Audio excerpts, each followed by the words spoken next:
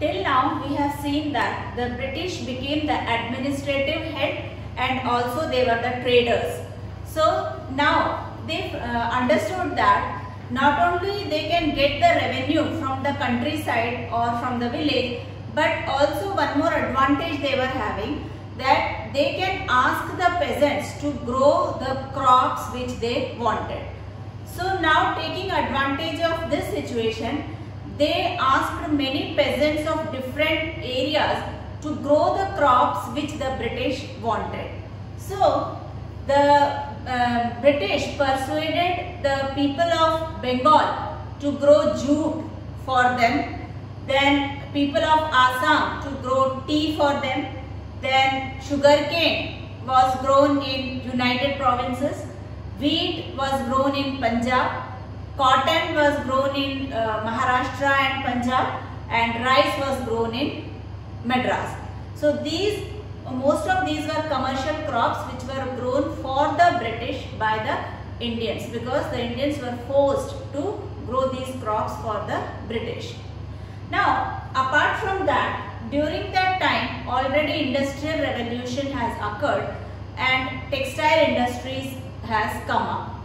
Now when these textile industries had come up, the cloths were dyed, and dyed at that time, especially the blue color was used for dye, and this blue color was obtained from a plant which was called as indigo. So indigo gave good blue color for the dyers. Now indigo is a crop which can be grown only in the tropical areas. So the supply of indigo was very less because the growth of indigo was less, and so indigo was very costly also. But the European markets wanted blue color and the supply of indigo was very less.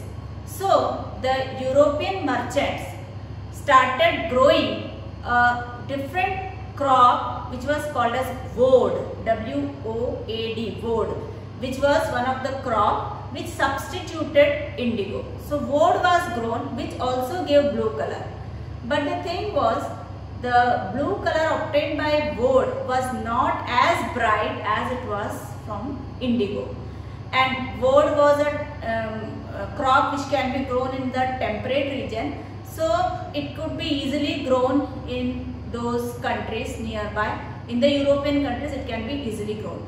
So most of the merchants started using woad for dyeing the cloths.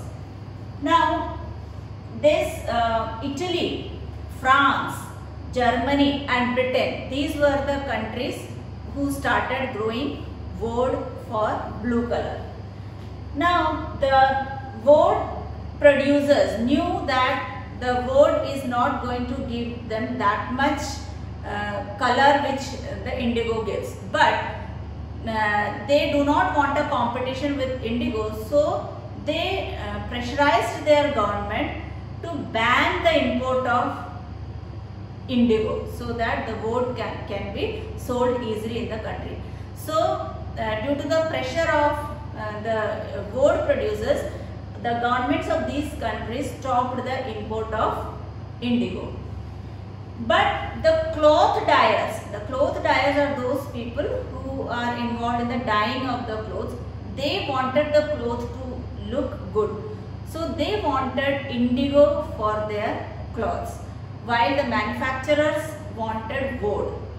So the cloth dyers insisted the government to remove the ban of indigo, and when they pressurized the government, later on the government gave relaxation and the ban on the import of indigo was relaxed.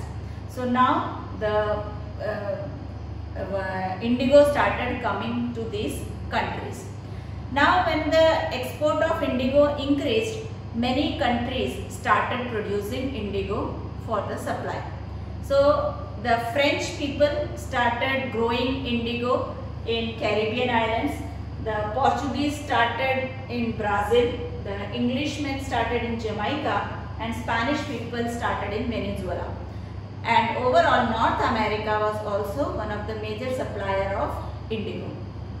Now, but somehow between 1783 and 1789, the production of indigo fell down.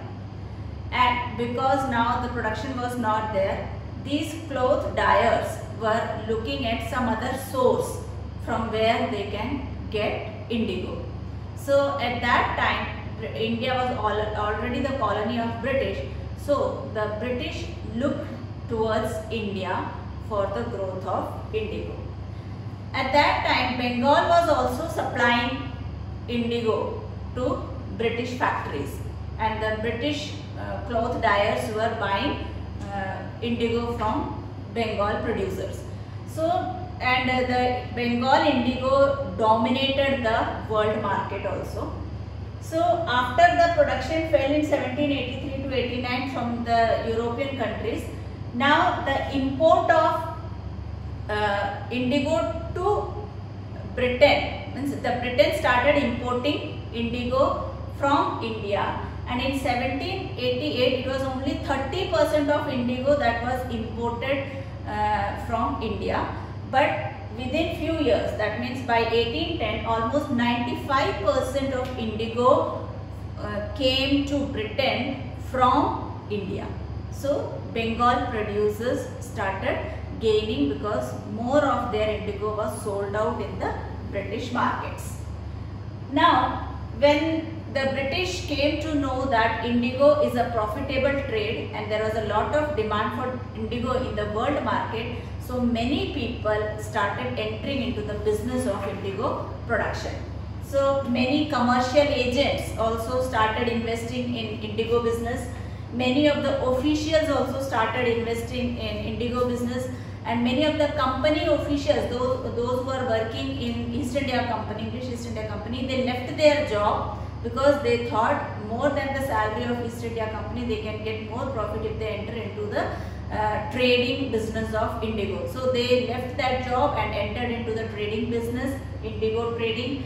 And from England and Scotland also many people came to India only for having indigo business. So many Scotsmen and Englishmen became planters. They came to India, they brought land and they started growing indigo. They became planters, and if there was no money for buying land, they took loan from the East India Company, bought land and then started cultivation. And many of them who did not get the money from company, they took loan from the banks also. The banks were newly coming up, so they took loan from bank and started indigo cultivation and became planters in India.